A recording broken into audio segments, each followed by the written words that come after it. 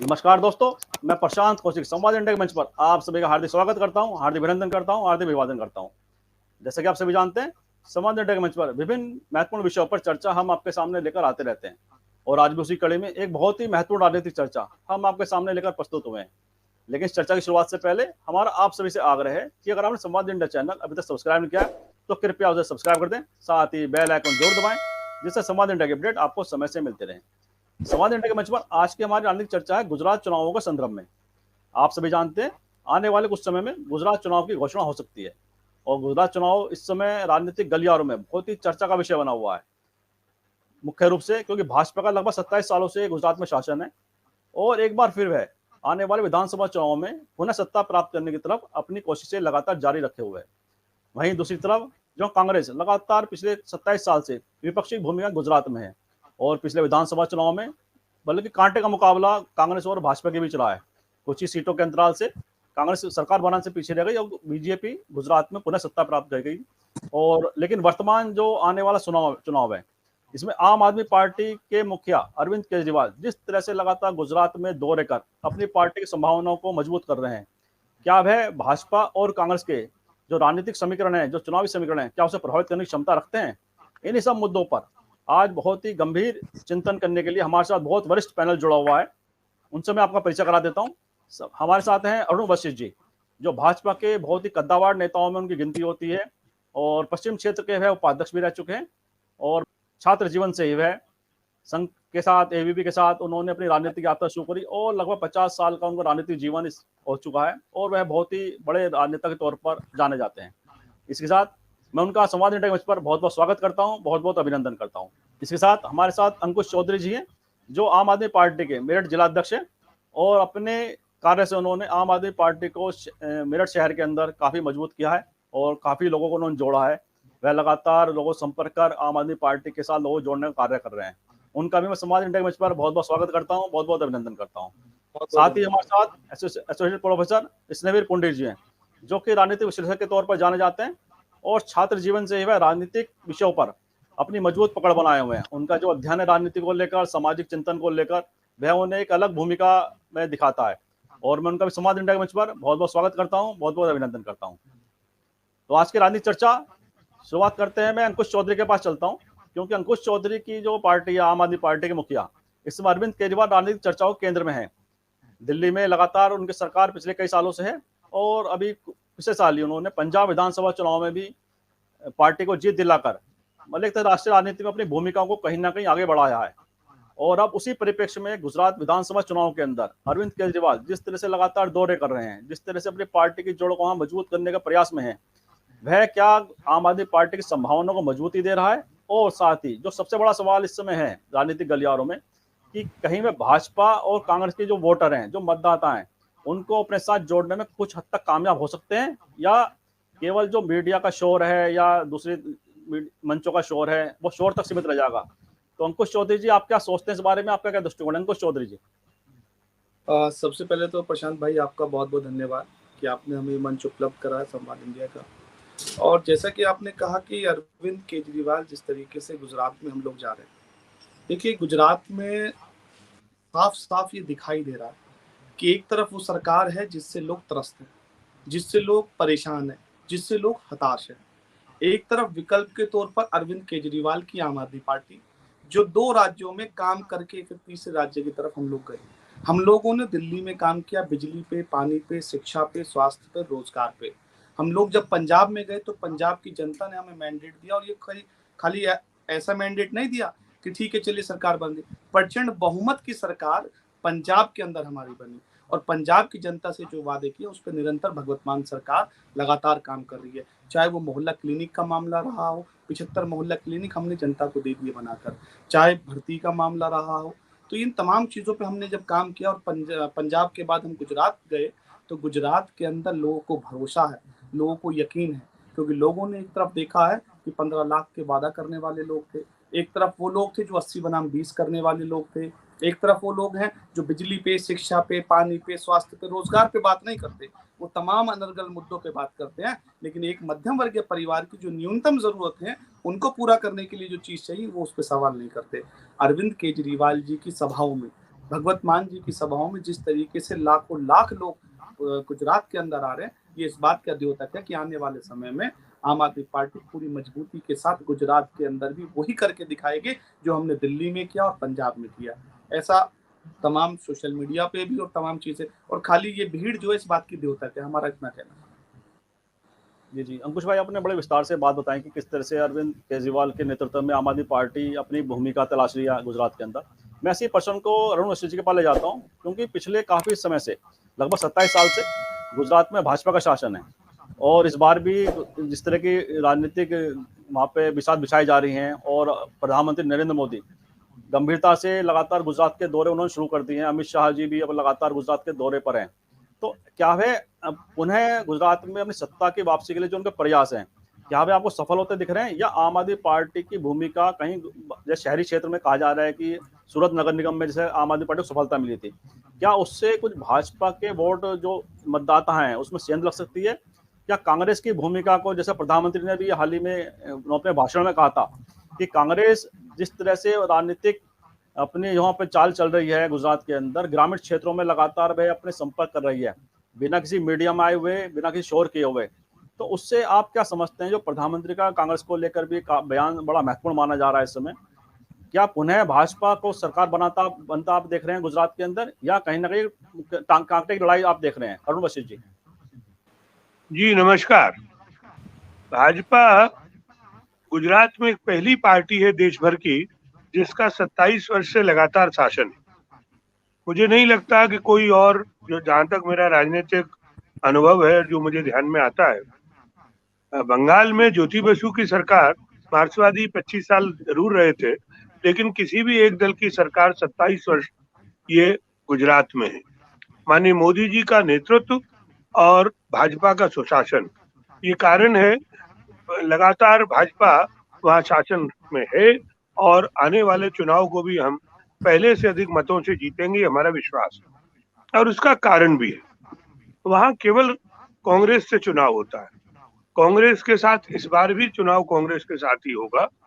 और जो आप पार्टी है उनका सोचना ठीक है, चुनाव में कोई सब राजनीतिक दल अपनी अपनी जोर आजमाइश करते हैं, उनको भी ये करने का अधिकार है, लेकिन गुजरात उनके लिए एक सपना साबित होगा और वो गुजरात नहीं जीत पाएंगे।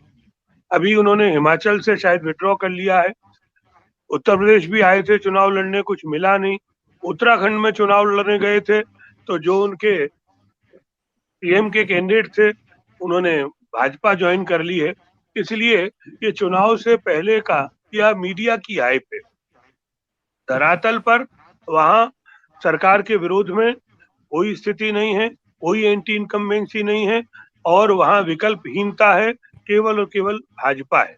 और जो दूसरे नंबर पर जहां चुनाव होगा वो कांग्रेस के साथ होगा। पिछले चुनाव में भाजपा लगभग 50% तक पहुंच चुकी और 7.5% का एक अंतर 7% का कांग्रेस के साथ था। अब भी यही स्थिति रहने वाली है।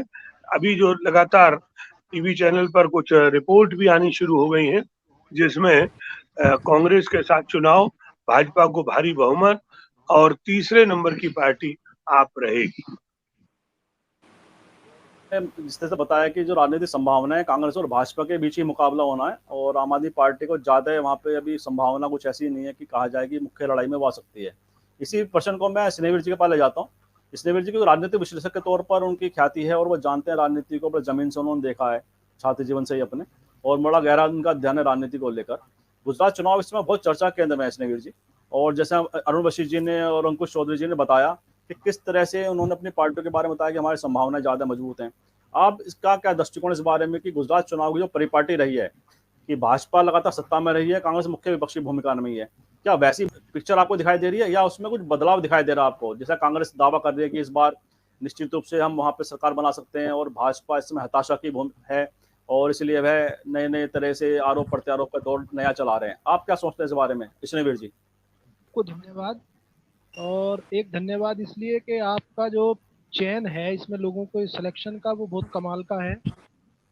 आज का भी जो चयन है वो, मतलब मैं तो राजनीतिक विश्लेषक तो इतना अच्छा नहीं हूँ, लेकिन ये है कि अरुण जी उन लोगों में से है जिन्हें हम लोग सुन के जो है बोलना सीखे हैं।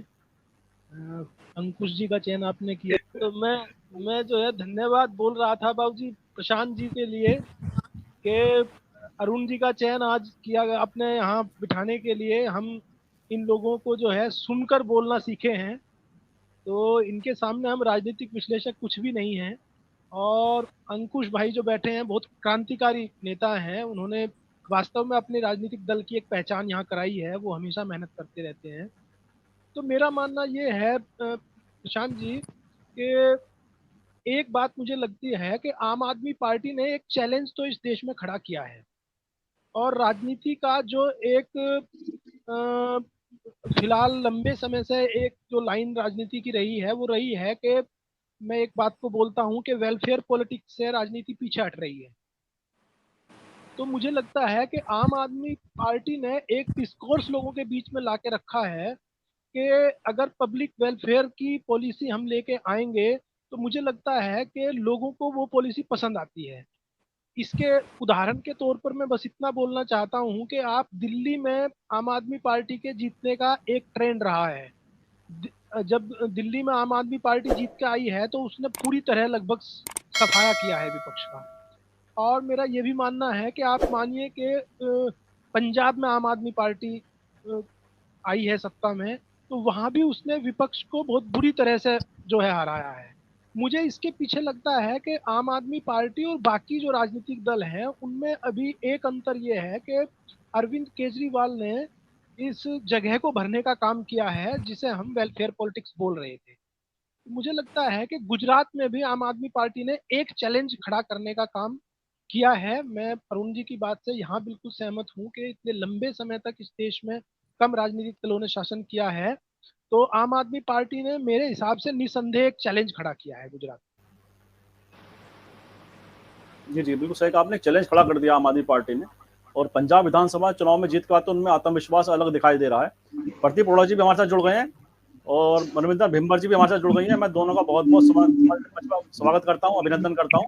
तो प्रदीप जी के पास ही चलता हूँ। और जैसा कि गुजरात विधानसभा चुनाव का इस समय चर्चा है, लगातार हर पार्टी अपना दावा कर रही है। भाजपा 27 सालों से गुजरात में सत्ता में है, वह दावा कर रही है हम पुनः सत्ता में लौटेंगे। और इसी मंच पर अभी अरुण जी ने कहा कि भाजपा का कोई मुकाबला दिख नहीं रहा है, वह पुनः सत्ता में आएगी। तो इसी प्रश्न में प्रदीप जी के पास ले जाता हूँ मैं। कांग्रेस की संभावनाएं जब पिछले विधानसभा चुनाव में हमने देखी, बिल्कुल कांटे की टक्कर दिखाई दे रही थी भाजपा और कांग्रेस में, कुछ ही कम सीटों के अंतर से कांग्रेस सरकार बनाने से रह गई। आप क्या वर्तमान जो आने वाले चुनाव है उसमें भी वही भूमिका देख रहे हैं? कांग्रेस क्या बढ़त आपको दिखाई देती है? कांग्रेस बढ़त ले पाएगी चुनाव में इस तरह से? प्रधानमंत्री जी ने भी कहा है कि कांग्रेस की जो राजनीति है उसको आप हल्के में नहीं ले सकते हैं। वह ग्रामीण क्षेत्रों में लगातार लोगों से संपर्क कर अपना राजनीति को आगे बढ़ा रही है, अपने कार्यकर्ताओं को संबोधित करते हुए प्रधानमंत्री ने कहा। तो ये क्या संकेत देता है प्रदीप अरोड़ा जी? प्रशांत भाई, असल में पिछली बार जो अंतर था वो 77 सीट तो जीती थी कांग्रेस ने और 99 सीट जीती बीजेपी ने। कांग्रेस को ये 1985 में कांग्रेस को 149 सीट्स मिली थी गुजरात में। उसके बाद हाईएस्ट सीट थी ये जीती थी इस बार लास्ट चुनाव में, जिसके बाद जोड़ तोड़ की राजनीति के तहत बाद में घटते घटते वो 62 हो गई, वो अलग चीज है। लेकिन 77 सीट जीती थी, 42% से ऊपर वोट शेयर भी था पिछली बार चुनाव में जी। तो लेकिन इस बार आप देखेंगे तो पिछली बार पाटीदार चुनाव भी जो है, जो पाटिल थे, पाटीदार चुनाव जो मुख्य भूमिका रखता है वो सारे के सारे बीजेपी के साथ थे, काफी बोल मिला था। लेकिन इस बार महंगाई, बेरोजगारी, इन चीजों का रिजल्ट बताता है कि वहां पर ओबीसी का जो कि 48% टोटल परसेंट वोट शेयर का है, टोटल वोट का 48% वहां ओबीसी है, जिनमें पाटीदार भी और करीब करीब बहुत सारी जातियां आती हैं, जिनमें करीब 147 कम्युनिटी है ओबीसी में गुजरात में।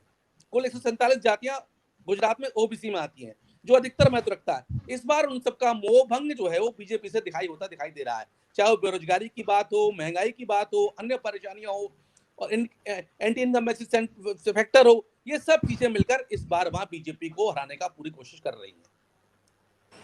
जहां तक आम आदमी की बात है, आम आदमी पार्टी वहां एक रहेगी, जरूर रहेगी, लेकिन वोट कटवा पार्टी के रूप में वहां पर रहेगी और बीजेपी का फायदा करेगी, सच्चाई है जी। जी जी जी अंकुश जी, प्रदीप जी ने कहा कि आम आदमी पार्टी की भूमिका कहीं ना बीजेपी को फायदा देने वाली है। और मैं इसी प्रश्न को आपसे पूछता हूँ कि क्या आप भी ऐसा सोचते हैं, और आम आदमी पार्टी की भूमिका जो है, जैसे कहा जाए सूरत में बेशक उन्होंने कुछ अपने उनके पार्षद जीते थे पिछली बार, लेकिन वो भी दूसरी पार्टी से आए हुए लोग थे, तो बेसिकली आम आदमी पार्टी का कैडर है गुजरात के अंदर, क्या वह इस भूमिका में दिख रहा है आपको कि वह मजबूत टक्कर राजनीतिक दलों के लिए जो भाजपा और कांग्रेस मुख्य रूप से वहां पर हैं उन्हें दे सकते हैं? और जिस तरह से बिजली का, पानी का, स्वास्थ्य का जो अरविंद केजरीवाल दावा करते हैं, फ्री का देने की बात करते हैं, और फ्री की राजनीति के ऊपर जो नीति है उस पर बड़ा विवाद भी इन दिनों चल रहा है कि रेवड़ियां या गज्जक कह लीजिए उन्हें, रेवड़ी हैं, लोग कल्याणकारी हैं, मतलब क्या आप किस तरह से प्रिस्क्राइब करते हैं इन सब चीजों को, किस तरह से आप देखते हैं अंकुश जी? देखिए, डॉक्टर साहब ने अभी जो बात कही तो मैं उनको थोड़ा सा ध्यान दिलाऊंगा कि एक तरफ तो भारत जोड़ो चल रहा है, दूसरी तरफ कांग्रेस छोड़ो चल रहा है, तो ये उनको ध्यान में रखना चाहिए। एक तरीके से बीजेपी लगातार उनके जितने स्टेट में सरकार थी उनको हराती हुई चली गई। उसका कारण क्या था, उसको उनको एनालाइज करना चाहिए। 27 साल से भाजपा की सरकार, क्या कारण है कि गुजरात में है, कौन वहां विपक्ष में था, किसकी जिम्मेदारी थी, ये उनको सोचना चाहिए। आम आदमी पार्टी मुद्दों के आधार पे जाती है। इन्होंने कहा वोट कटवा पार्टी, इन्होंने नहीं देखा क्या पंजाब में क्या शुरू हुआ। इनके मुख्यमंत्री कैंडिडेट को हमारे एक मोबाइल रिपेयर की दुकान पे काम करने वाले एक साधारण परिवार के साधारण लड़के ने उसको हरा दिया। ये अहंकार है कांग्रेस का जो उनको लेके डूबा। आज ये कांग्रेस के तमाम लोग, तमाम नेता बात करते हैं कि भारत जोड़ने की, लेकिन पहले अपने संगठन और अपने नेताओं को जोड़े, उसके बाद देश की फिक्र। अरविंद केजरीवाल ने इस देश के डिस्कोर्स में ये चीज लेके आए कि मध्यम वर्गीय परिवारों की जरूरत है क्या, वो किन समस्याओं से वो लगातार जूझ रहे हैं, उन सब की दैनिक दिनचर्या में क्या क्या जरूरतें होती हैं, इसका सरकारों को ध्यान रखना चाहिए। कि परिवार की बात कर रहा हूँ मैं, और इस बात पे इसलिए जोर देता हूँ कि मध्यम वर्गीय परिवार लगातार दिन रात मेहनत मशक्कत करता है, अपने परिवार का पालन पोषण करता है, लेकिन समस्या तब उसके सामने होती है जब उसके परिवार का कोई बीमार हो जाए, वो कहाँ ले जाके उसका अस्पताल में इलाज कराए। प्राइवेट अस्पताल इस एक तरफ लूटने के लिए बने, सरकारी अस्पतालों की हालत बद से बदतर। गुजरात के अंदर मोदी जी ने दोहला स्थिति बनाई थी, आप तमाम पत्रकार बंधुओं ने, मीडिया के साथियों ने दिखाया। उत्तर प्रदेश में मिड डे मील में नमक से रोटी खाते अभी पत्रकार ने चलाया, एक स्वर्गीय पत्रकार हमारे चले गए दुनिया छोड़ के। उन तमाम लोगों ने अव्यवस्थाएं कुव्यवस्थाएं इनकी दी थी। 15 लाख का जुमला किसने दिया था, आपने ये देखा होगा। तो ये सारी की सारी चीजें, इस कुशासन से जनता त्रस्त है। आम आदमी पार्टी गुजरात नहीं, इस देश की उम्मीद की किरण अरविंद केजरीवाल।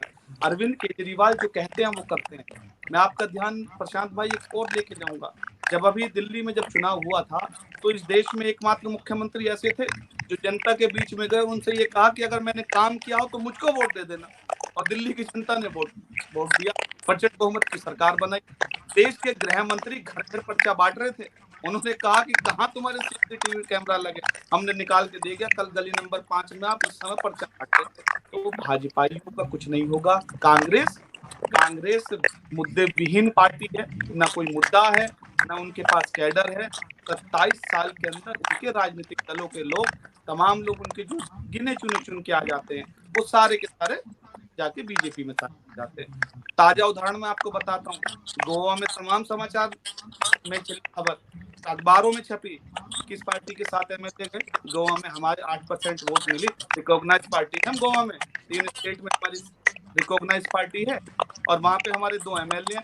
आम आदमी पार्टी के एमएलए नहीं खरीद पाए, एमएलए खरीदे कांग्रेस के, बिकते किसके, एमएलए कांग्रेस के।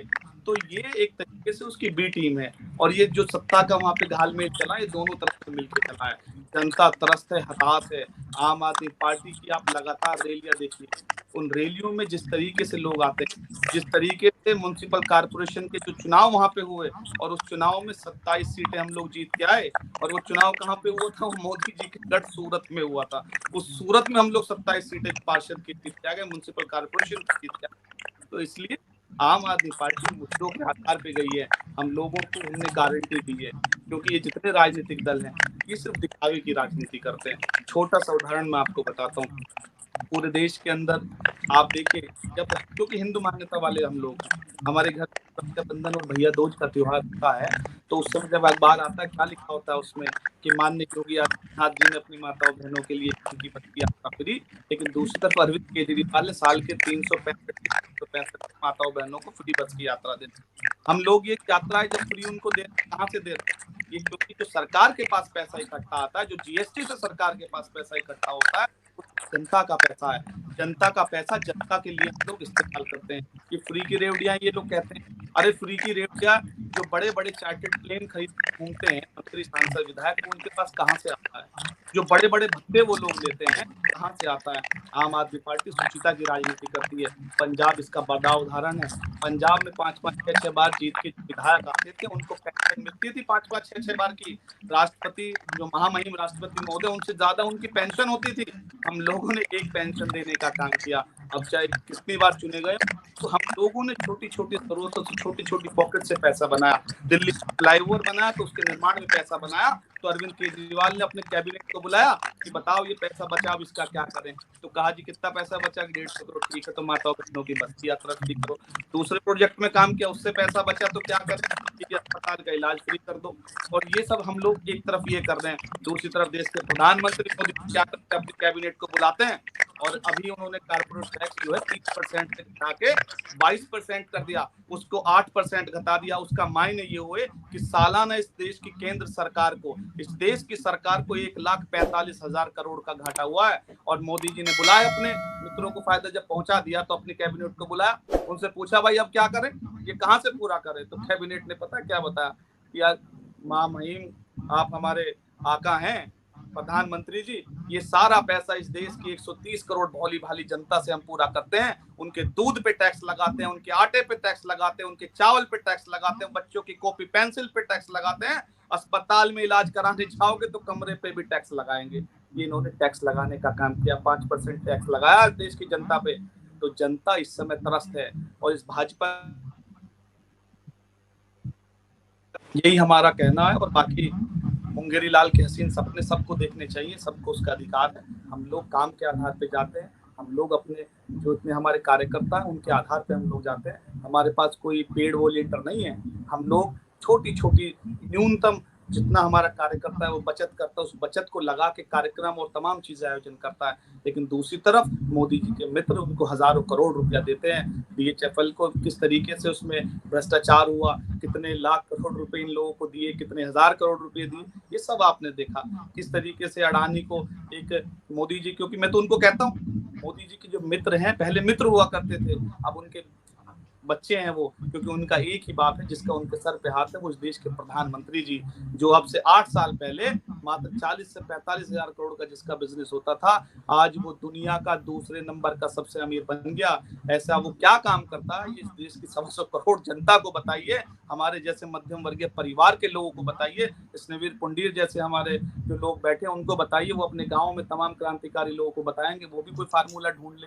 क्योंकि मध्यम वर्गीय परिवार 2 जून की रोटी नहीं ले पा रहा, अस्पताल में इलाज नहीं करा पा रहा, अपने बच्चों को शिक्षा नहीं दिला पा रहा, किसान को उसकी फसल का दाम नहीं मिल रहा। हम लोगों ने पंजाब के अंदर 280-380 रुपए प्रति क्विंटल गन्ने का रेट हम लोगों ने तय कर दिया। उत्तर प्रदेश का किसान इस सरकार की तरफ देख रहा है आस और उम्मीद से कि हमारे गन्ने का रेट कब तय होगा। पूर्ववर्ती पिछले साल का अभी तक गन्ने का भुगतान नहीं हुआ है। तो ये सारे मुद्दे हैं, लोग हताश हैं, निराश हैं इन सब लोगों से। और अब जो ये राजनीति जाति धर्म के नाम पर ये लोग करते आए, अब इनके शटर जो है डाउन करने का अरविंद केजरीवाल ने काम किया है। क्योंकि इस देश के अंदर अब राजनीति होगी, बिजली, पानी, शिक्षा, स्वास्थ्य, रोजगार की होगी। ये 80 बनाम की 20 की राजनीति अब इस देश में नहीं चलेगी। क्योंकि ये लोग क्या कहते हैं, ये लोग कहते हैं कि व्यापारियों वोट हमें देना और सारे मिलके हमें वोट देना। GST में चाहे आप बर्बाद हो जाओ, आपका व्यापार चले ना चले, हमें वोट इसलिए देना क्योंकि हम मुसलमानों को ठीक कर रहे हैं। ये लोग कहते हैं किसानों हमें वोट देना, चाहे आपको गन्ने का भुगतान मिले या ना मिले, फसल का दाम मिले या ना मिले, चाहे आपको SDM उठा के लेके चला जाए, आपकी RC कट जाए, लेकिन वोट हमें देना क्योंकि मुसलमानों को ठीक कर रहे हैं। युवा बेरोजगार परेशान है डिग्रियां ले लेके, उससे कहते हैं युवा बिल्कुल परेशान मत होना क्योंकि हम हिंदुओं को ठीक, वो मुसलमानों को ठीक करें, इसलिए वोट हमें देना। सबको विभाजित करने वाली इनकी राजनीति अब ज्यादा दिन नहीं चलेगी। और गुजरात के अंदर निश्चित तौर पर एक नई राजनीति का उदय होने वाला है। और ये आपने कहा गुजरात के अंदर 2024 का आगाज इससे होगा। जैसा आपने बहुत सारे मुद्दे इस समय अपनी चर्चा में उठाए हैं, और ये पर्चों को मैं अरुण जी के पास जाता हूँ, क्योंकि भाजपा का शासन लगभग 27 साल से गुजरात में है। और लगातार वह जनता के कल्याण की बात करती रही है, जनता की बात करती रही है। लेकिन चुनाव जब आते हैं, जो जनता के मुद्दे हैं वह कहीं पर्दे के पीछे चले जाते हैं। उन मुद्दों पर चर्चा कोई भी राजनीतिक दल करना नहीं चाहता है, और खासतौर से जो सरकार में होते हैं, जैसे कि महंगाई का मुद्दा है। इस समय हर आदमी कहीं ना कहीं महंगाई से प्रभावित है, और बेरोजगारी का मुद्दा है, वो भी हर युवा को इस समय परेशान कर रहा है। तो ये जो मुख्य मुद्दे हैं, और जो अंकुश चौधरी ने बताया, कहा कि अपने किसानों के मुद्दे उन्होंने बताए, या पूंजीवादी व्यवस्था का उन्होंने एक बात रखी। आप क्या सोचते हैं इस बारे में कि महंगाई, बेरोजगारी या महिला सुरक्षा, इस तरह के जो मुद्दे हैं, या टैक्स की जो स्थिति है कि टैक्स का दिन पर दिन बढ़ना, क्या वो मुख्य चर्चा में विषय रहने चाहिए? लेकिन चुनाव आते आते वो सब मुख्य मुद्दे जो हैं, ऐसे जो जनता से जुड़े मुद्दे हैं, वो नेपथ्य में चले जाते हैं। आप क्या सोचते हैं इस बारे में, अरुण बख्शी जी? जी, जब चुनाव आता है तब विपक्षी दलों को ये मुद्दे उठाने चाहिए, और वो उठाते हैं। जनता जज होती है और वो तय करती है कि विपक्ष द्वारा उठाए गए मुद्दों में जान है, सत्यता है कि नहीं। गुजरात में अगर चुनाव है तो चाहे वो आप पार्टी हो या कांग्रेस पार्टी हो, उन्हें लगता हो कि वहाँ महंगाई है, भ्रष्टाचार है, बेरोजगारी है, कोई और व्यवस्था है, तो वो मुद्दे उठाएं। जनता तय करेगी कि ये विपक्षी दल केवल विरोध की राजनीति कर रहे हैं या कुछ वास्तविकता भी है, और चुनाव परिणाम ये तय कर देते हैं कि विपक्ष की बातों में कितना दम था, या जो शासन हमको मिल रहा था वो कितना ठीक था। मैं कहना चाहूंगा कि आप पार्टी केवल जनता को बहलाने, फुसलाने और बरगलाने का काम करती है। एक ही झूठ को कई बार बोलकर उसको साबित करने की कोशिश करती है, जबकि ऐसा नहीं होता है। उनके अपने, चाहे वो दिल्ली हो या पंजाब हो, वो अभी भ्रष्टाचार की बात अंकुश जी कर रहे थे। आधी 1 दर्जन विधायक और मंत्री जांच चल रही है दिल्ली में। पंजाब में सरकार आई, कुछ दिन के अंदर ही उन्हें अपने स्वास्थ्य मंत्री के खिलाफ मुकदमा लिखाना पड़ा। तो ये जो स्थिति है सरकार की, ये जनता देखती है। और मैं अभी अभी पंजाब होकर आया हूँ, 3-4 दिन पंजाब था, मैंने वहां देखा कुछ नहीं सुधरा है। अभी हाल में ही समाचार है कि जिन किसानों की बात कर रहे थे, उन किसानों ने वहां आंदोलन खड़ा किया है। इसलिए केवल सामने उंगली उठा देना और सरकार की जहाँ जो माने भाजपा हो उसके खिलाफ आप इस तरह का प्रचार करें, तो तय तो जनता ने करना है। जहां तक दिल्ली की बात है, दिल्ली में हम दूसरे नंबर की पार्टी थी, कांग्रेस का सरकार थी, शीला जी की सरकार थी। उसमें अगर कांग्रेस ने वॉकओवर न दिया होता, कांग्रेस का वोट आप पर शिफ्ट न हुआ होता, तो वहां आप पार्टी की सरकार नहीं बनती। भाजपा का वोट प्रतिशत तीनों चुनावों में लगभग वही रहा है जो पहले था। इसी तरह से पंजाब में हम तीसरे चौथे नंबर की पार्टी थी, वहाँ कांग्रेस की सरकार थी, वहाँ अकाली दूसरे नंबर पर थे और भाजपा तीसरे नंबर पर थी। हमने वहां भी बेहतर प्रदर्शन करने की कोशिश की है, लोकसभा में हमारे पास आया, लेकिन अगर वहां सरकार बनी है तो वहां भी कांग्रेस की कमजोरी के कारण, उनकी अंतर्कलह के कारण और उनका वोट जो था वो आपकी ओर शिफ्ट हुआ है। ये काम ये उत्तराखंड में नहीं कर सके, इसकी उम्मीद ने हिमाचल से लगाई थी। वो उम्मीद इनको, जब इनको लगा कि अब नहीं हो सकता है, तो वहां चुनाव से लगभग बाहर हैं। और गुजरात में भी ये केवल मुंगेरी लाल के सपने देखते हैं।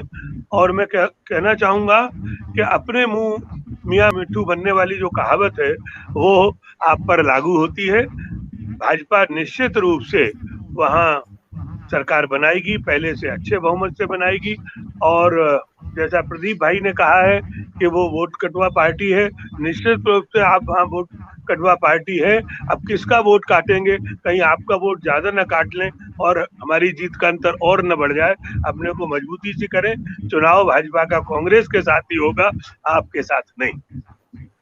प्रशांत जी, मैं बीच में मैं तो बस इतना कहूंगा, सूरत में जो 27 पार्षद जीते, जरा जोर से बोलो भाई, आवाज तो मेरी आ नहीं रही है। सर मैं कह रहा हूँ, सूरत में जो 27 पार्षद जीते वो कहाँ से जीते, किसका वोट काटा? अरे वो सूरत में जीत गए। सूरत की सूरत सारे उत्तर प्रदेश, सारे गुजरात की एक नहीं रहने वाली है, वो केवल सूरत है, वहां भी बदलेगा। अंकुश जी दोबारा आपके पास आता हूँ। अभी दोबारा आपके पास आऊंगा। मैं प्रदीप जी के पास जाता हूँ। और प्रदीप जी, जैसे अंकुश जी ने कहा कि भारत जोड़ो यात्रा पार्टी कर रही है कांग्रेस, और लेकिन भारत जो कांग्रेस छोड़ने वाले बहुत सीनियर लीडर उनके हैं, तो उन्होंने एक तरह से आरोप भी लगाया कि पार्टी पे, कि कटाक्ष भी किया कि पहले अपने लोगों को अपने साथ जोड़ें, और भारत जोड़ो यात्रा तो जैसे अभी चली रही है इस समय, तो आप भारत जोड़ो यात्रा जैसे राहुल गांधी कर रहे हैं, लोगों को समर्थन भी दिखाई दे रहा है, एक बड़े जन समर्थन उनके साथ चलता दिखाई दे रहा है। तो कांग्रेस की राजनीति के हिसाब से भारत जोड़ो यात्रा का आप क्या महत्व देखते हैं, और क्या गुजरात में जो ये यात्रा का जो प्रभाव है, क्या गुजरात चुनाव में दिखाई देगा? और साथ ही जो मुद्दे अरुण जी ने उठाए और अंकुश जी ने उठाए, आप उस बारे में आपकी क्या राय है प्रदीप अरोड़ा जी? आपकी आवाज नहीं आ रही, माइक ओपन कर लीजिए, माइक।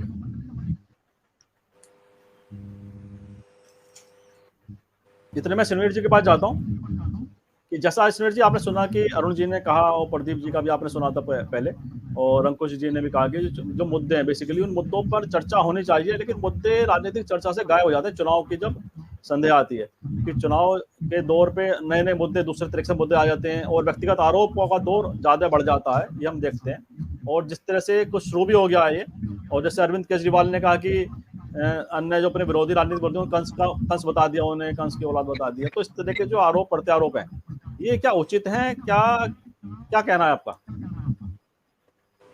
देखिए, ये बिल्कुल उचित नहीं है, और मेरा मानना ये है कि राजनीति मुद्दों पर आधारित ही होनी चाहिए। तो मुझे लगता है कि जो अंकुश भाई बोल रहे हैं, मैं उनकी इस बात से बिल्कुल सहमत हूँ कि राजनीति आम आदमी के जो इशू हैं उनके ऊपर डिपेंड हो, उसके रोजगार पर निर्धारित होता हो कि सब कौन रोजगार दे सकता है, कौन नहीं दे सकता है, कौन हेल्प दे सकता है, कौन नहीं दे सकता है, कौन लोगों को सस्ती एजुकेशन दे सकता है, अच्छी एजुकेशन दे सकता है, कौन नहीं दे सकता है, कौन इंफ्रास्ट्रक्चर खड़ा कर सकता है, कौन नहीं कर सकता है। मुझे लगता है राजनीति अगर इन मुद्दों के ऊपर आधारित होगी तो देश के और जनता के लिए ज़्यादा बेहतर होगी। पर आधारित होगी तो मुझे लगता है इस देश के लिए और यहाँ के लोगों के लिए यही बेहतर होगा। लेकिन मुझे लगता है कि पॉलिटिशियन इस देश के इस बात को समझते हैं कि हमारा एजुकेशन का लेवल इतना अच्छा अभी नहीं है, तो वो बहुत चतुराई से राजनीति के और चुनाव के जो मुद्दे हैं उनको मुद्दों से हटाकर कहीं और चुनाव को ले जाते हैं। इसमें उनके लिए सुविधा यही है कि उनकी जवाबदेही कुछ तय नहीं होती। मुझे लगता है कि जवाबदेही तय हो। मुझे ये भी लगता है राजनीति के एक छात्र के तौर पर कि जितने सारे घोषणा पत्र राजनीतिक दल चुनाव में जारी करते हैं, चुनाव में जीतने और हारने के बाद इसके बाद फिर उन घोषणा पत्रों पर विमर्श होना चाहिए, जनता के बीच में विमर्श होना चाहिए।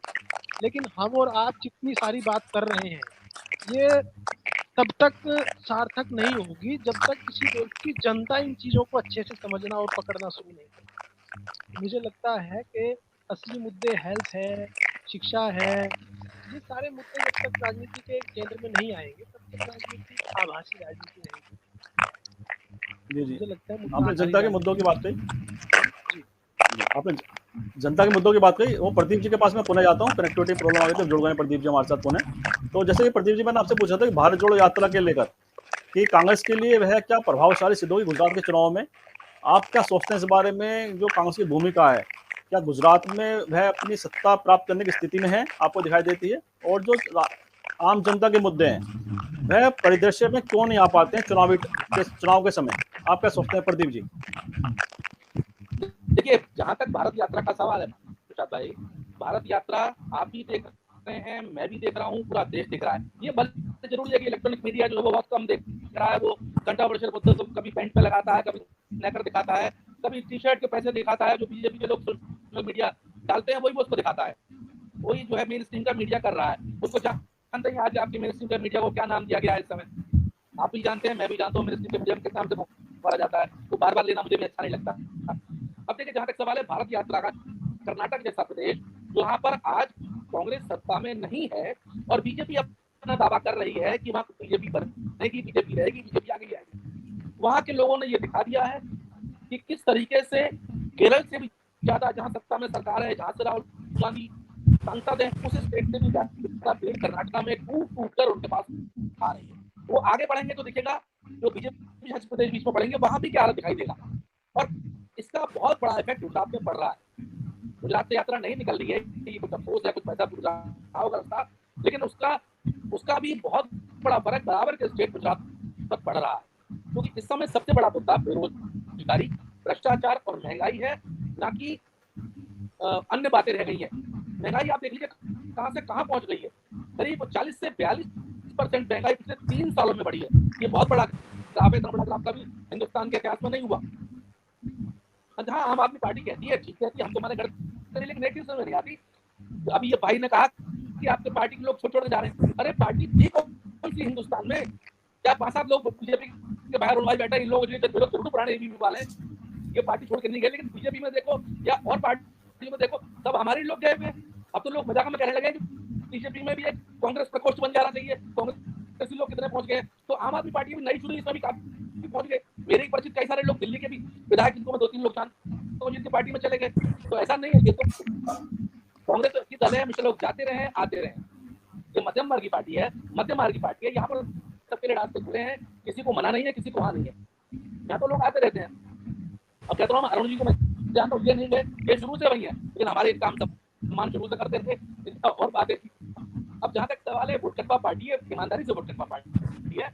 और तो और जहाँ तक जानकारी देखिए, गुजरात के बीजेपी के नेता भी बहुत प्रभाव मान रहे हैं आम आदमी पार्टी का। वो इसलिए मान रहे हैं कि वो चाहते हैं कि जितनी आम आदमी पार्टी बढ़ेगी उतना कांग्रेस को नुकसान होगा। अरुण जी ने बिल्कुल ठीक कहा, ये हमारी ज्यादा ये नुकसान जो कर रही है गुजरात में हमारा कर रही है। लेकिन उसके बावजूद भी बेरोजगारी, महंगाई, जातिवाद, अधिक धर्मांता, और आपने कल जिस तरह से एक सांसद ने, बीजेपी के सांसद ने तरह से अपने स्टेटमेंट दिए हैं दिल्ली में बैठ के, क्या ये हमारे देश की शोभा मान है? 10% मुस्लिम गुजरात में भी रहता है। अब उसको भी आप इग्नोर कर रहे हैं। 10% नहीं चाहिए। अगर 48% ओबीसी है, 10% मुस्लिम भी है, उसके अलावा 15% एसटी है, 7% एससी है। ये सब आंकड़े हैं, ये सब लोग इस टाइम इनका मोह एसटी, एससी, मुस्लिम, ओबीसी, इन सब का मोह बीजेपी से वहां पर बेरोजगारी से भंग हो चुका है। वो पाटीदार समुदाय, हार्दिक पटेल जिस पार्टी से आते हैं, जो उनमें पहुंच चला गया। विघ्नेश मेवानी आज एक बहुत बड़े नेता है, वो भी अपने आप एक मजबूत नेता, लेकिन अल्पेश ठाकुर भी बड़े मजबूत नेता है वहां के, जैसे हार्दिक पटेल नेता है। इन सब लोग भले ही कहीं रहे, लेकिन इनकी जातियों का जो मन है वो भाजपा से हट चुका है और आम आदमी पर नहीं जाएगा। मुझको तो ये प्रतीत होता है कि देखिए टाइम बताएगा, ये कोई किसी के हाथ में नहीं है। जनता क्या चाहती है, जनता जनार्दन है, जो वो कहेगी वही माना जाता है। लेकिन मुझे लगता है कि गुजरात में 27 साल बाद मोदी के युग का समापन हो रहा है और कांग्रेस की वापसी हो रही है। और जहां तक आपने यात्रा की बात कही, आपको शायद मालूम हो, दक्षिण भारतीय राज्यों से 139 सीट आती है और अब 139 से 139 पर क्लीन स्वीप होने जा रहा है इस बार कांग्रेस के पक्ष। जी जी जी, कार्यक्रम के अंतिम पड़ाव पे चलते हैं और सभी से मैं 2-2 मिनट का रिमार्क लूंगा आखिर में। और जैसे अंकुश जी के पास चलता हूँ। जैसे अंकुश जी, आप मतलब गुजरात विधानसभा के अगर बारे में बात करें, उस परिप्रेक्ष्य में बात करें, आप आम आदमी पार्टी कितनी सीटों की आप एक संभावना देख रहे हैं? क्या आप कितनी सीट आपकी लगता है कि आपको कि आम आदमी पार्टी को कितनी सीट मिल सकती है विधानसभा चुनाव में? आपका क्या आकलन है अंकुश जी? देखिए, लोकतंत्र में जनता मालिक होती है, ये हम सबको समझना पड़ेगा। हम सारे लोग किन मुद्दों के आधार पे जनता के बीच में जा रहे हैं, ये महत्वपूर्ण है। हम लोगों का जो काम करने का तरीका है, जो एक देश के अंदर एक नया डिस्कोर्स हम लोगों ने पैदा किया है कि इस देश की राजनीति बिजली, पानी, शिक्षा, स्वास्थ्य, रोजगार पे हो। एक तरफ तो वो लोग यानी कि हम जो इन महत्वपूर्ण विषय पर राजनीति को लेके आए, एक आम आदमी की जरूरतों पर देश की राजनीति को लेकर। दूसरी तरफ वो लोग हैं जो परंपरागत राजनीति करते आ रहे हैं। हमसे कभी हमारे डॉक्टर साहब ने कहा, सीनियर ने कहा कि यात्रा को समर्थन मिला, तमाम वहां पर लोकल लीडरशिप डेवलप हुई, इस तरीके से पाटीदार वहां पे आंदोलन हुआ। ये बात सारी सही है, लेकिन मुझे एक बात आप ये बताइए, 27 साल से वहां पर जो भाजपा का कुशासन वहां पे लगातार चलता रहा, आज आप हमको वोट कटवा कहते हैं, जबकि आम आदमी पार्टी जनता को निजात दिलाने वहां पे गई। आम आदमी पार्टी की रैलियां आप लोग देख रहे हैं, वो हम लोग आम आदमी पार्टी जो हमारा कैडर वहां पे काम कर रहा है, उसने वो लोगों को इकट्ठा किया है। घर घर अरविंद केजरीवाल का गारंटी कार्ड हम लोग पहुंचा चुके हैं। वहां की जनता ने आज तक अपने आप को ठगा महसूस किया है और उस जनता ने जो एक गुजरात मॉडल बना के, ये भारतीय जनता पार्टी देश के माननीय प्रधानमंत्री देश के अंदर गए थे, उस देश के मॉडल को, उस गुजरात के मॉडल को हमने जनता के सामने लाकर दिखाया कि किस तरीके के गुजरात के सरकारी स्कूल में आज भी बच्चे टाट पट्टी पर बैठ के पढ़ते हैं। गुजरात के अंदर देश में एकमात्र ऐसा स्टेट गुजरात है जहाँ संविधा पे पुलिस कर्मी नौकरी करते हैं, वहाँ पुलिस कर्मी भी संविधा पे है। ये हमने आपको दिखाया। किस तरीके से पर कैपिटा इनकम जो है वह लगातार घटा है, वो हमने आपको दिखाया। देश का ये आप एक चीज और मैं आपको ध्यान आपका ले जाना चाहूंगा। माननीय प्रधानमंत्री जी जब मुख्यमंत्री हुआ करते थे तो वो क्या कहते हैं कि जब जब देश का रुपया गिरता है तो देश के प्रधानमंत्री की साख गिरती है। अब देश का रुपया 82 रुपये डॉलर पहुंच गया। डीजल पेट्रोल के कहाँ रेट पहुंच गए। चंद पूंजीपतियों का 12 लाख करोड़ रुपया इस देश की जनता की गाड़ी कमाई, इस देश के बैंकों की कमाई, इस देश में बैंकों में जो हमारी बहन बेटी माँ बहन गरीब किसान गुरबा ने अपना पैसा रखा था वो चंद पूंजीपतियों को इन्होंने दे दिया। मेहुल भाई इनके कहाँ, इनको नहीं पता। ललित मोदी कहाँ चले गए, इनको नहीं पता। नीरव मोदी कहाँ चले गए, नहीं पता। विजय माल्या कहाँ चले गए, नहीं पता। ये सारे के सारे सवाल हैं। इन लोगों ने इस देश के अंदर बोली लगा दी है। इन्होंने क्या बेचा, रेल बेची, इन्होंने सेल बेचा, इन लोगों ने LIC बेची।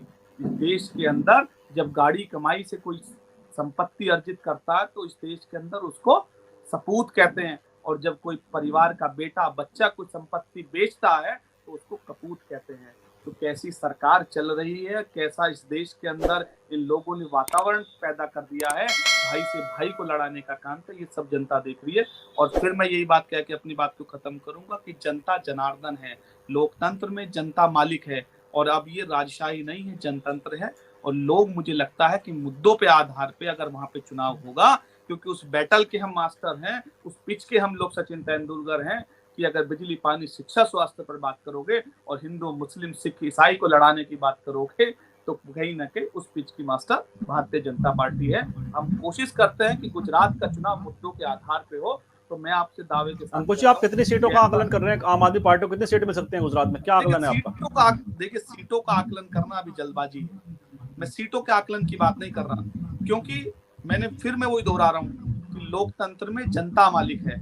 हम लोग मुद्दों के आधार पे, मैं इसलिए ये बात दोहरा रहा हूँ कि अगर वहां पर मुद्दों के आधार पे चुनाव हुआ, बिजली पानी शिक्षा स्वास्थ्य रोजगार पे चुनाव हुआ, तो आम आदमी पार्टी जैसे हम लोगों ने प्रचंड बहुमत की जीत पंजाब में हुई, ऐसी जीत गुजरात में होगी। अगर वहां पे फिर दोबारा वही हिंदू मुस्लिम को आपस में बांटो राज करो, एक दूसरी जाति को लड़ाने का इन लोगों ने काम किया। पहले लड़ाते थे पटेल को दूसरी जाति से लड़ाए, यही सब अगर वहां हुआ तो उस फील्ड में बीजेपी मास्टर है। मैं तो खुले मन से कह रहा हूँ, आपके सामने कह रहा हूँ, स्वीकार करता हूँ। तो अगर बिजली पानी को होगा तो आम आदमी पार्टी और प्रचंड बहुमत से, जैसे हम लोगों ने दिल्ली में सरकार बनाई, हम लोगों ने पंजाब में सरकार बनाई, ऐसे गुजरात में सरकार बनाई।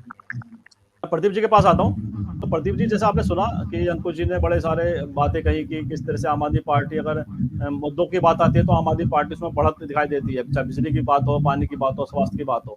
तो ऐसे में कांग्रेस का जो भूमिका है, क्या गुजरात में वह बढ़त की तरफ आपको दिखाई देती है? लगातार जैसे बात की जाती है, ग्रामीण क्षेत्रों में कांग्रेस का बड़ा मजबूत पकड़ है, बड़ा प्रभाव है उनका, और शहरी क्षेत्र में भी उनकी कुछ क्षेत्रों में उनकी बड़ी पकड़ है। तो ऐसे में क्या गुजरात में 27 साल बाद कांग्रेस की वापसी आप देख रहे हैं गुजरात चुनाव में? आपका क्या निष्कर्ष है प्रदीप जी? भैया आवाज की प्रॉब्लम फिर हो गई, आपकी आवाज नहीं आ रही। फिर मैं अर्जुन के पास चलता हूं पुनः। कि जैसा आपने सुना कि अंकुश जी ने और सभी लोगों ने बीजेपी को कहीं ना कहीं कटघरे में खड़े करने की कोशिश की। और पिछले अगर बात करें भाजपा के शासन की, तो पिछले वर्ष आपने सभी ने देखा कि किस तरह से मुख्यमंत्री सहित पूरी कैबिनेट को अचानक बदल दिया है एक ही रात में। तो वह क्या दर्शाता है कि लोगों की नाराजगी थी सरकार के खिलाफ, जो भाजपा नेतृत्व को पूरी मुख्यमंत्री से पूरी कैबिनेट बदलनी पड़ी और एक नए चेहरे को वहां लाना पड़ा। तो उससे क्या राजनीतिक संभावनाओं पर कहीं ना कहीं प्रशंसित लगता है भाजपा की चुनावी जो इस समय रणनीति है, वह कहीं ना कहीं कटघरे में इसलिए आती है क्योंकि मुख्यमंत्री बदल दिए गए, पूरी कैबिनेट बदल दी गई।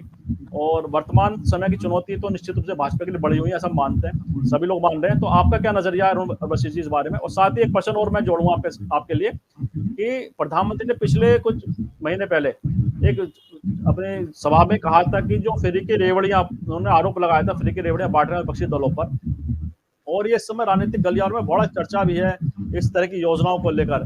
न्यायालय में इलेक्शन कमीशन ने भी इस तरह की बातों पर सभी पार्टियों से उनकी राय मांगी है, उनका क्या सोचना है कि व्यवस्था कैसे करेंगी। तो अगर कोई पार्टी कोई योजना लाती है, वह कहती है लोक कल्याण ला रही है, उसके जो विपक्षी दल होते हैं वो कहते हैं फ्री की रेवड़ियां। तो क्या सभी पार्टी इस मामले में कहीं ना कहीं एक साथ खड़ी दिखाई देती हैं, लेकिन अपने अपने पक्ष को ठीक ठहराती हैं, दूसरे की योजनाओं को फ्री की रेवड़ियां बताती हैं? आपका क्या सोचना है अरुण जी इस बारे में? मैं कह रहा था कि ये जो फ्री बीज की बात है, जो मुफ्त बांटने की बात है, ये आमतौर पर हर राजनीतिक दल आने वाले चुनाव के लिए अपना घोषणा पत्र जारी करता रहता है और उसमें कुछ न कुछ नई चीजें, कुछ रियायतें, किसान कर्जों की माफी, कभी बेरोजगारों के लिए, कभी महिलाओं युवाओं के लिए कुछ न कुछ इस तरह की योजनाएं देते रहे। एक सामान्य सी बात और एक व्यवहारिक अप्रोच थी कि इसमें अगर मेरी सरकार आएगी, मेरे दल की सरकार आएगी तो हम ऐसा कुछ नया करेंगे। लेकिन आप पार्टी की सरकार ने दिल्ली में जब मुफ्त पानी, मुफ्त बिजली, मुफ्त शिक्षा, इन सब की बात की तो लोगों को अच्छा लगा और शायद कुछ एक वर्ग इस ओर आकर्षित भी हुआ। ये एक आम कमजोरी है कि अगर मुझे भी कुछ मुफ्त मिलना है तो मुझे लगता है कि मुझे वो मिल रहा है तो मुझे मिलना चाहिए। लेकिन जो सरकार में जो दल है, जो सरकार में आता है, उसकी जिम्मेदारी बढ़ जाती है। बाकी दल, छोटे दल अपनी अपनी वायदे करके और वो एक तरफ निकल जाते हैं। अभी मैं सुन रहा था केंद्रीय ऊर्जा मंत्री आर.के. सिंह साहब को, और वो कह रहे थे कि प्रदेश सरकारें जो चाहें, जितना चाहें बिजली जिसको चाहे मुफ्त दें, लेकिन जो बिजली कंपनियां हैं उनका भुगतान तो करें। आपके साथ या दूसरी सरकारों के, पंजाब के साथ भी होने वाला है, हो रहा है कि आप जनता को तो मुफ्त बिजली देने की बात कर रहे हैं, हालांकि उसमें भी अब शर्त लग गई है, 200 यूनिट तक है और उसके लिए आपको मांगना पड़ेगा, सबको नहीं मिलेगा। 200 यूनिट भी है तो आपको कहना पड़ेगा मुझे, तो वो शायद लग रहा होगा कि अब व्यावहारिक है, ये कठिन है और बिजली कंपनियों का जो बकाया है, जो उधारी है, वो हम नहीं दे पा रही है सरकार, तो इसलिए वो अव्यवहारिक है। यही काम अभी गुजरात में भी हो रहा है, पंजाब के लिए बात की जा रही है, पंजाब में उसके परिणाम धीरे धीरे सामने आ रहे हैं, सरकार बड़ी भारी कर्जे में।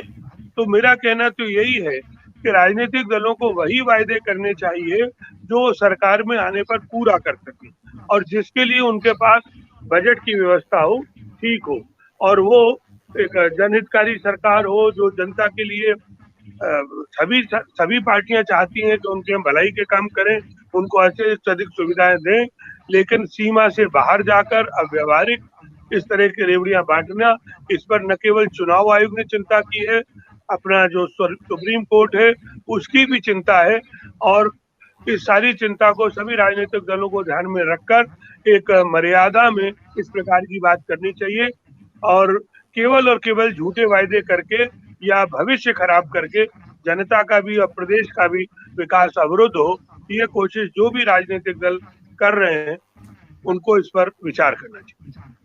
अरुण जी, इसी प्रश्न को मैं एक बार मतलब पुनः आपके पास लाता हूँ कि जो फ्री बीज की बात है, जो इस तरह की योजनाओं की बात है, क्या उससे भाजपा कहीं ना कहीं दबाव में दिखाई देती है आपको? जो इस तरह की प्रधानमंत्री ने फ्री बीज की बात की कि इस तरह की योजनाएं देश के लिए खतरनाक हैं, मतलब जो अरविंद केजरीवाल की पॉलिसी रही है, दिल्ली की हो, पंजाब में हो और गुजरात में, वो दावा कर रहे हैं, तो इससे भाजपा कहीं दबाव में दिखाई दे रही है? साथ ही एक प्रश्न का और जवाब चाहूंगा कि जिस तरह पिछले साल पूरी मुख्यमंत्री कैबिनेट बदल दी थी बीजेपी के नेतृत्व ने।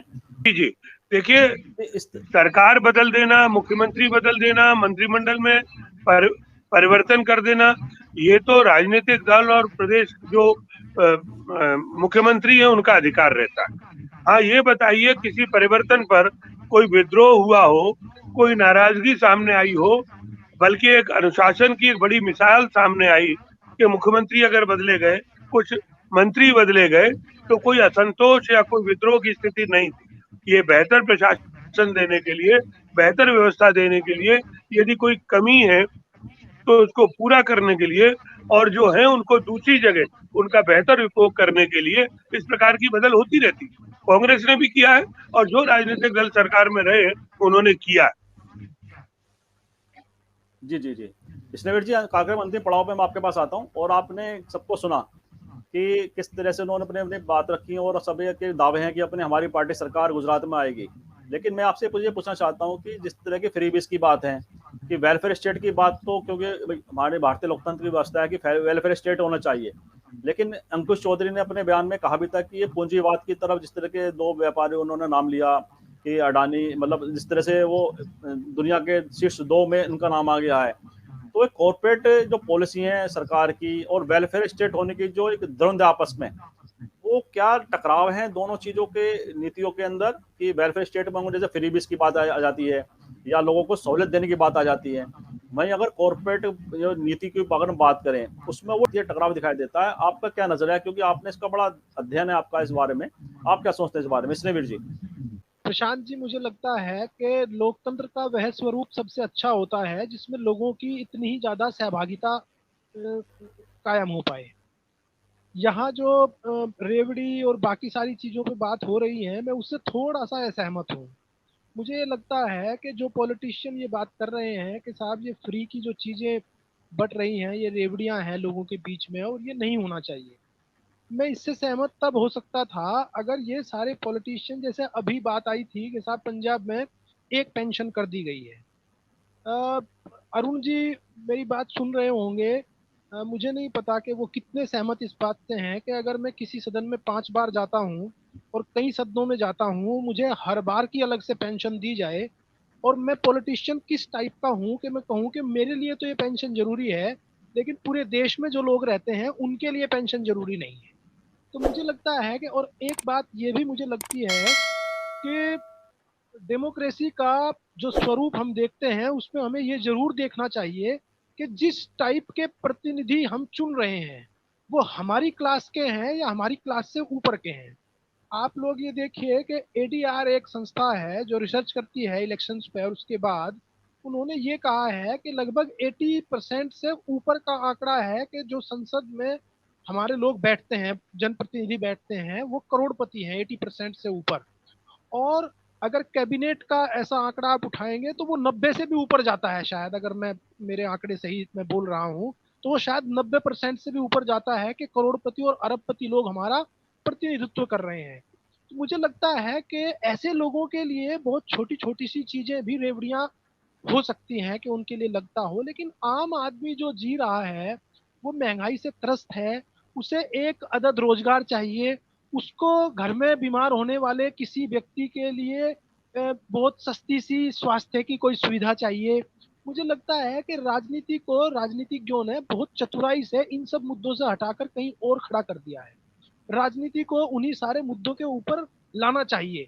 जो लोग रेवड़ियों की बात करते हैं वो सबसे पहले राजनीतिक जो लोग हैं जिनकी पेंशन है वो सारी समाप्त करें।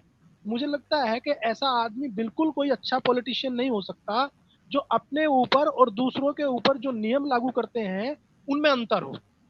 मुझे लगता है कि ऐसे लोगों को आप, मैं क्षमा चाहता हूं क्योंकि आपकी एक बात मैं तारीफ में चाहता हूं कि तमाम सारे जो बड़े चैनल अपने आप को बोलते हैं समाचार चैनल, उनकी बहस का स्तर बहुत छोटा होता है, और मतलब जो ठीक ठाक लोग हैं उसे देखना पसंद नहीं करते हैं, उसको चिल्लाते हैं लोग, एक दूसरे से बहसबाजी करते हैं। लेकिन आपने इसका एक स्तर बनाया है और आप इस बहस को बहुत जो है अच्छे स्तर पर विमर्श कराते हैं।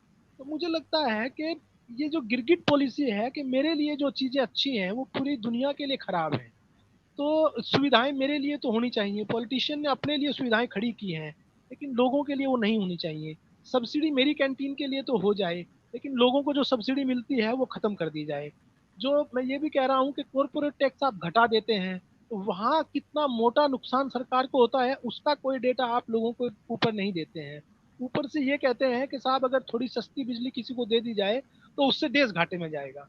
मैं इस चीज से तो असहमत हूँ और मुझे लगता है कि चुनाव आयोग कहीं ना कहीं किसी दबाव में है, क्योंकि आप ये मानिए कि पूरी दुनिया के स्तर पर एक राजनीति चल रही है जो जिधर आप देखेंगे कि वो कुछ लोगों के लिए राजनीति चल रही है। आप मानिए जब हम आजाद होकर आए थे मेरी समझ में ये नहीं आता है कि ये सारी चीजें जो हमने बनाकर खड़ी की थी और जिनके लिए हमने बहुत बड़े रोजगार दिए थे, इसी देश के लोग ये सब लोग हैं जिन्हें रोजगार दिए गए थे।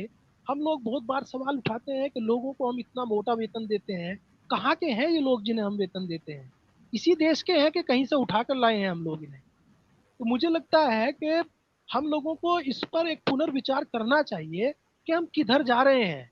कोरोना काल में जब लोगों के रोजगार छिन रहे थे, जब लोग इलाज के लिए तरस रहे थे, जब लोग जो है अपने लोगों को खो रहे थे और वो अपनी जायदाद और मकान बेचकर इलाज कर रहे थे, अगर हम कहते हैं कि इस देश के हर जिले में एक एम्स जैसी सुविधा होनी चाहिए, तो वो क्या मिसयूज है जनता के पैसे का। और ये जो पैसा जो सब्सिडी में दिया जाता है, ये कहाँ से आता है ये पैसा? ये पैसा जनता के टैक्स का पैसा है जो जनता में दिया जाता है। मुझे लगता है कि ये जो एक नया विषय आया है जिस पे चुनाव आयोग बोल रहा है कि ये जो रेवड़ियां बांटी जा रही हैं, ऐसे वायदे नहीं होने चाहिए, तो चुनाव किस बेस पर होने चाहिए? ये डेमोक्रेसी है किस लिए? लोगों के लिए है कि फिर किस लिए है? लोगों की सुविधाओं के लिए डेमोक्रेसी होती है, लोगों की सुविधाओं के लिए देश और व्यवस्थाएं होती हैं, तो उनकी सुविधाओं के लिए हमें बात करनी पड़ेगी। उन्हीं के ऊपर, उन्हीं मुद्दों के ऊपर हमें चुनाव को लाकर केंद्रित करना पड़ेगा। मुझे नहीं लगता है कि ये रेवड़ी जैसी कोई चीज है। लोगों का अधिकार है, ये कोई भीख नहीं दे रहा है। कोई पॉलिटिशियन अपने घर से एक पॉलिटिशियन कोई भीख नहीं दे रहा है। आप आप मानिए कि राजनीतिक दलों ने कितनी चतुराई से जो चंदा इन लोगों को मिलता है, कितनी चतुराई से उस आरटीआई और बाकी सब चीजों से अलग कर दिया है, कितनी चतुराई से इस सब चीजों को एक तरफ कर दिया है कि कोई ब्यौरा देने की इसकी जरूरत नहीं है कि ये सारा चंदा हम लोगों को कहाँ से मिल रहा है। लोगों के सामने क्यों नहीं आना चाहिए कि हमारी डेमोक्रेसी कैसी है, हमारे नेता कैसे हैं और हमारे नेता किस क्लास के हैं, किस वर्ग से वो आते हैं। क्यों नहीं 5 साल पहले जो नेता चुना गया है, क्यों नहीं 5 साल बाद उसके एसेट्स का, उसकी पूरी संपत्ति की घोषणा होनी चाहिए कि इनके पास, इनके परिवार के पास कितनी संपत्ति हुई है, इसमें जो बढ़ोतरी हुई है वो किन किन कामों से हुई है, ये क्या काम करते हैं 24 घंटे। आप देखिए कि जिस समाज में ये हालत हो जाए कि राजनीति का स्तर ये हो जाए, हम लोग बहुत खुले मन से एक बहस कर रहे हैं। आप मानिए कि हम लोग क्या कहते हैं कि किसी एमएलए के चुनाव में करोड़ों रुपए खर्च होते हैं। ये किस टाइप की डेमोक्रेसी खड़ी की? क्या डेमोक्रेसी है ये? और मैं क्षमा के साथ एक बात कहना चाहता हूँ, मैं राजनीतिक दलों में कोई अंतर नहीं करूंगा। मैं जयप्रकाश नारायण की एक बात का उदाहरण देना चाहता हूँ। उन्होंने कहा कि राजनीतिक दलों से बहुत ज्यादा उम्मीदें मत कीजिए। राजनीतिक दलों से बहुत ज्यादा उम्मीदें करने का मतलब होगा कि जैसे कोई कुत्ता हड्डी चबाता रहता है और वो अपना खून निकाल कर देखता रहता है कि इसमें से बहुत कुछ निकल रहा है।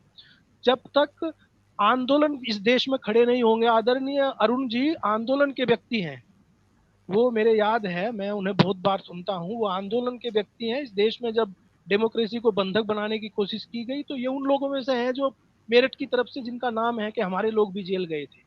तो मैं मानता हूं कि इस देश के लिए, इस डेमोक्रेसी को बचाए रखने के लिए जन आंदोलन बहुत जरूरी है। और केवल जन आंदोलन वो चीज है जो लोगों को कुछ नई सुविधाएं, उनका बेहतर जीवन स्तर, ऐसी कुछ चीजें दिलवा सकती है। मुझे लगता है रेवड़ियां नहीं है, लोगों का अधिकार है जो उन्हें मिलना चाहिए। जी जी, बहुत ही सुंदर विश्लेषण आपने आखिर में प्रोग्राम के अंत में किया। और जिस तरह से हमारे जो भी आज के गेस्ट हैं, मुख्य अतिथि हमारे अंकुश जी हो, स्नेहवीर जी हो, अरुण जी हो, प्रदीप जी, सभी ने बहुत ही विस्तार से अपनी बातें रखी। और मैं समझता हूँ कि हमारे दर्शकों को यह डिबेट जरूर पसंद आएगी, क्योंकि इतने जो जनहित के मुद्दे हैं और जो जनता से जुड़े ऐसे मुद्दे हैं जो जनता को सीधे प्रभावित करते हैं, उस पर हमारे अतिथियों ने बहुत ही सार्थक विश्लेषण किया। और मैं संवाद टेक मंच पर हमारे जो अतिथि आए हैं आज, अरुण वशिष्ठ जी हैं, अंकुश चौधरी जी हैं, स्नेहवीर जी हैं, प्रदीप जी हैं, मैं उनका बहुत बहुत धन्यवाद व्यक्त करता हूँ, बहुत बहुत अभिनंदन करता हूँ। और साथ ही आप सभी से आग्रह करता हूँ कि समाज इंडिया के इस चैनल को आप सब्सक्राइब करें, साथ ही बेल आइकन जरूर दबाएं, जिससे समाज इंडिया की अपडेट आपको समय से मिलती रहे। आप सभी का बहुत बहुत धन्यवाद, बहुत बहुत अभिवादन।